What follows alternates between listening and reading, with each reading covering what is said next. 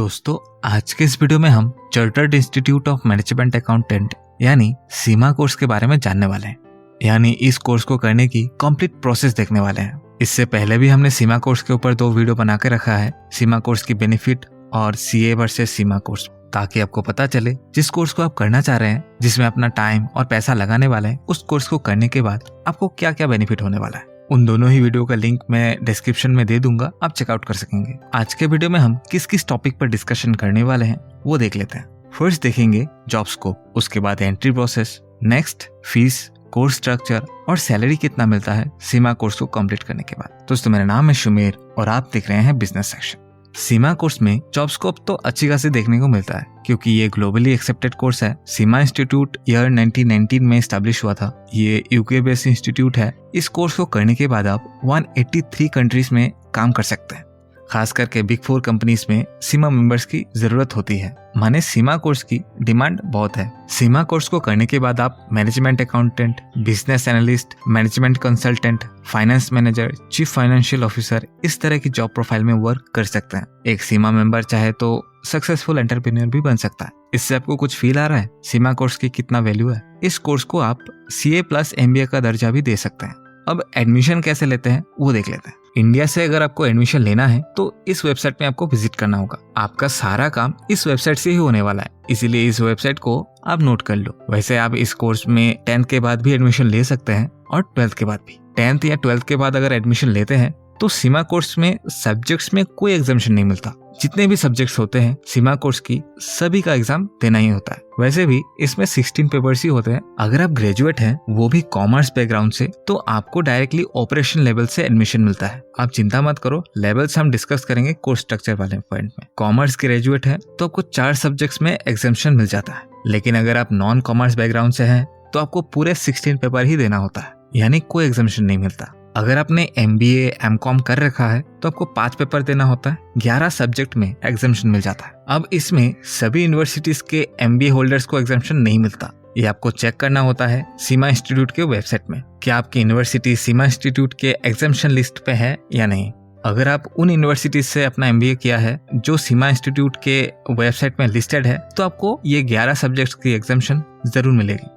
और professional courses जैसे CA CMA complete कर चुके हैं, तब तो आपको सीमा इंस्टीट्यूट की मेंबरशिप बिना मेहनत के ही मिल जाता है। सिर्फ आपको एक ही एग्जाम देना होता है, स्ट्रेटेजिक केस स्टडी एग्जाम, और आपको डिग्री मिल जाता है। अब एडमिशन कैसे और कहां से ले देख लिया।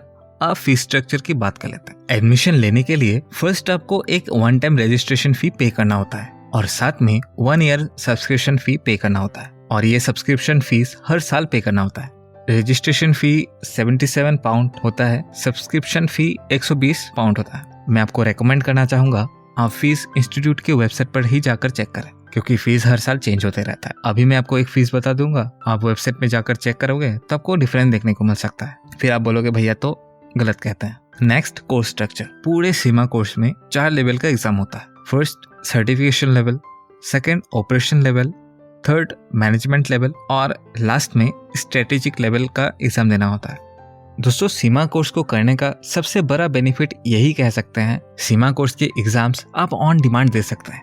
यानी जब आपका मन करेगा एग्जाम देने का, आप फॉर्म फिलअप करके अगले ही दिन एग्जाम दे सकते हैं। और इसमें आप एक सब्जेक्ट करके भी एग्जाम दे सकते हैं। इसीलिए सीमा कोर्स की पासिंग परसेंटेज दूसरे professional courses like CA CMA CS इनसे ज्यादा रहता है। हर साल सीमा कोर्स की पासिंग परसेंटेज 40 से 50% रहता है। ऐसा हम नहीं कहते हैं, इंस्टीट्यूट खुद बताता है। लेवल 1 सर्टिफिकेशन लेवल में 4 एग्जाम देना होता है और चारों एग्जाम ऑब्जेक्टिव टाइप क्वेश्चन पर बेस्ड रहता है। लेवल 2 यानी ऑपरेशन लेवल में आपको फिर से 4 एग्जाम देना होता है, पर इस बार 3 एग्जाम्स ऑब्जेक्टिव टाइप क्वेश्चन पर बेस्ड होगा और एक केस स्टडी पर बेस्ड एग्जाम होता है। मैनेजमेंट लेवल में भी 4 एग्जाम देना होता है। इसमें भी 3 ऑब्जेक्टिव टाइप क्वेश्चन पर बेस्ड एग्जाम होता है और एक केस स्टडी बेस्ड एग्जाम होता है।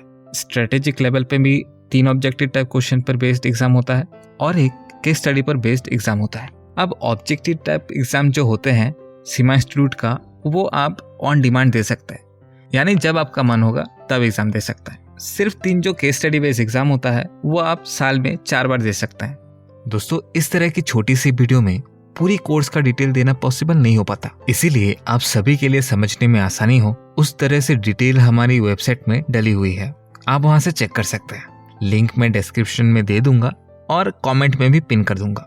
अब सैलरी कितनी मिलती है वो देख लेते हैं। सीमा कोर्स को कंप्लीट करने के बाद अगर आपकी कम्युनिकेशन स्किल अच्छी नहीं है तो आपको ज्यादा अच्छा जॉब नहीं मिल सकता, क्योंकि इंडियन कंपनीज में सीमा मेंबर्स की जरूरत उतना ज्यादा नहीं पड़ता, क्योंकि उसके लिए CA/CM में CS बड़े बड़े हैं। इसका मतलब यह है आपको जॉब मल्टीनेशनल कंपनी में ही करनी पड़ेगी, और मल्टीनेशनल कंपनी में काम करने के लिए आपका कम्युनिकेशन स्किल बहुत अच्छा होना जरूरी है। और अगर जॉब साइट्स की माने तो फ्रेशर सीमा होल्डर्स को इंडिया में 4 से 5 लाख की एवरेज सैलरी पैकेज मिल जाती है, और ये ज्यादा भी होता है क्योंकि ये डिपेंड करता है नॉलेज और स्किल पर।